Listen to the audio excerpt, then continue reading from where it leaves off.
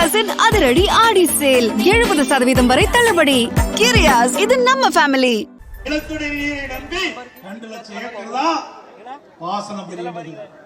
அது 2 லட்சம் ஏக்கர்லயும் இந்த தமிழக வெற்றி கழக அரசு முழுமையான மும்முனை மின்சாரம் கொடுப்பதில்லை.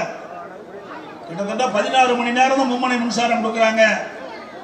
அதனால அந்த நிலத்தடி நீரை பயன்படுத்தி குறுவை சாகுபடி செய்த விவசாயிகள் முழுமையாக அவருடைய வயலுக்கு நீர் பாய்ச்ச முடியல. இதனால 1 லட்சம் ஏக்கர் இன்றைக்கு காய்ந்து போய்விட்டது. 2வது நிலத்தடி நீரும் 40 நாள் கழிச்சு குறுவை சாகுபடி செய்து 40 நாள் கழித்து நிலத்தடி நீர் குறைந்து வெற்றி விட்டது. இதனால சுமார் 2 லட்சம் ஏக்கர் நிலத்தடி நீரை நம்பி டெல்டா பாசன விவசாயிகள் குறுவை சாகுபடி செஞ்சாங்க.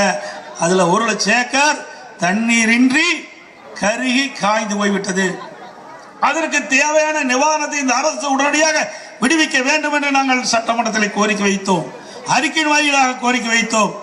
இங்க இருக்கின்ற 2 சட்டமன்ற உறுப்பினர்கள் அறிவித்தவர் திரு காமராஜ் அவர்களும் OS மணியன் அவர்களும் கவன ஈர்ப்பு தீர்மானம் கொண்டாந்தால் அதையும் எடுக்கல.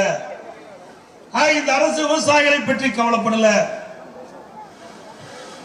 இன்றைக்கு இந்த அரசை பொறுத்த வரைக்கும் இன்றைக்கு நான் ஏற்கனவே சொன்னதை போல ரீல் விடுவது இதுதான் காலத்தை வீணடிச்சிட்டு இருக்கிறாங்க. விவசாய படுகின்ற துன்பத்தை பற்றி கவலை இல்லை, அவள் படுகின்ற வேதனை பற்றி கவலை இல்லை. இன்றைக்கு 1 லட்சம் ஏக்கர் இன்றைக்கு குறுவை சாகுபடி காய்ந்து அந்த விவசாயி எப்படி துடித்துக் கொண்டிருக்க என்பதை இந்த அரசு கவனிக்க தவறிவிட்டது. இருந்தாலும் அரசுடைய கவனத்திற்கு அனைத்து இந்திய அண்ணா திராவிட முன்னேற்ற கழகம் கொண்டு சென்றது. அதையும் இவர்கள் பொருட்படுத்தவில்லை. இனியாவது இந்த அரசாங்கம் இந்த குறுவை சாகுபடி செய்து இன்றைக்கு தண்ணீரின்றி காய்ந்த அந்த சேதமடைந்த பயிர்கள் எல்லாம் கணக்கிட்டு அந்த விவசாயிகளுக்கு தேவையான நிவாரணத்தை உடனடியாக வழங்க வேண்டும். 2வது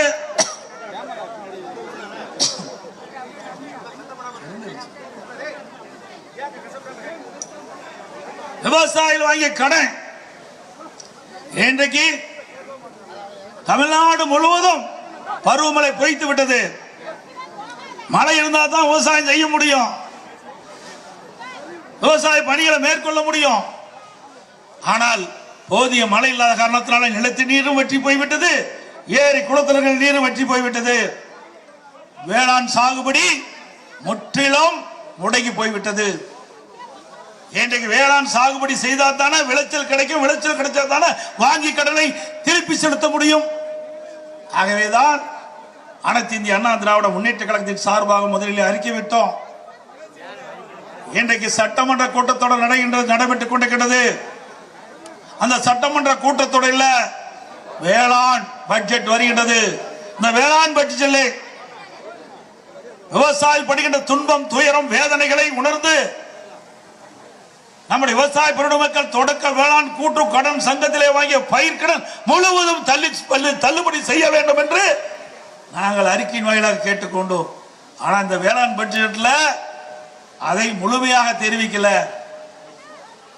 இன்றைக்கு தமிழக வெற்றி கழக அரசாங்கம் வருவதற்கு முன்பு 2026 சட்டமன்ற பொது தேர்தலில் தமிழக வெற்றி கழகத்துடைய தலைவர் திரு ஜோசப் விஜய் அவர்கள் அவருடைய கட்சியின் சார்பாக தேர்தல் அறிக்கை வெளியிட்டாங்க. அந்த தேர்தல் அறிக்கையில தமிழக வெற்றி கழகம் ஆட்சிக்கு வந்தவுடன் சிறு குறு விவசாயிகள் 5 ஏக்கர் குறைவாக இருக்கின்ற விவசாயிகள் அவர்கள் தொடக்க வேளாண் கூட்டு கடன் சங்கத்திலே வாங்கிய பயிர் கடன் முழுவதும் தள்ளுபடி செய்யப்படும் என்ற அறிவிப்பை கொடுத்தார்கள். 5 ஏக்கருக்கு மேல் நிலம் வைத்திருக்கின்ற விவசாயிகள் கூட்டுறவு சங்கத்திலே வாங்கிய பயிர்கடன் பாதி அளவு தள்ளுபடி செய்யப்படும் என்று குறிப்பிட்டார்கள். கொடுக்கப்பட்ட வாக்குறுதியை நிறைவேற்ற வேண்டும் என்பதுதான் விவசாயிகளுடைய ஆர்ப்பாட்டத்துடைய நோக்கம், விவசாயிகளுடைய கோரிக்கையும் அதுதான். இது குறித்து இன்றைக்கு தமிழ்நாடு முழுவதும் விவசாயிகள் ஆர்ப்பாட்டம் நடத்தி கொண்டிருக்கின்றார்கள். ஏற்கனவே தஞ்சை மாவட்டத்திலும் இந்த நம்முடைய விவசாய பெருடி மக்கள் கூட்டுறவு சங்கத்திலே வாங்கிய பயிர்க்கடன் தள்ளுபடி செய்ய வேண்டும் என்று இந்த அரசை வலியுறுத்தி இன்றைக்கு ஆர்ப்பாட்டம் செய்தார்கள். அனைத்து கூட்டுறவு சங்கத்தின் முழுவதும் ஆர்ப்பாட்டம் செய்தார்கள். தஞ்சை மாவட்டம் முழுவதும், அதே போல திருவாரூர் மாவட்டம், நாகப்பட்டினம் மாவட்டம், மயிலாடுதுறை மாவட்டம், இந்த டெல்டா மாவட்டம் முழுவதும் தாங்கள் பெற்ற கூட்டுறவு சங்கத்திலே வாங்கிய பயிர்க்கடன் தள்ளுபடி செய்ய வேண்டும் என்ற கோரிக்கை வைத்தார்கள். இந்த அரசு செவிசாய்க்கவில்லை. அதனால்தான் இந்த கண்டன ஆர்ப்பாட்டத்தை நாம் நடத்துகிறோம். நன்றாக சிந்தித்து பார்க்க வேண்டும். இந்த அரசாங்கம் வேண்டுமென்றே திட்டமிட்டு விவசாய வயிற்றிலே அடிக்கின்ற சூழ்நிலை, விவசாயிகளை வஞ்சிக்கின்ற அரசாக இந்த அரசு செயல்பட்டுக் கொண்டிருக்கிறது. இன்றைக்கு நாம் கேட்பதெல்லாம் வறட்சி நிலவிக் கொண்டிருக்கிறது. இந்த வறட்சியின் காரணமாக விவசாயிகள் உற்பத்தி செய்ய முடியல. விவசாயிகளுக்கு வேளாண் பணி மேற்கொள்ள முடியல, விளைச்சல் இல்ல. அதனால கூட்டுறவு சங்கத்தில் வாங்கிய பயிர்க்கடன் திருப்பி செலுத்த முடியாத ஒரு சூழ்நிலையை தெரிவித்துக் கொண்டு இருக்கின்றோம்.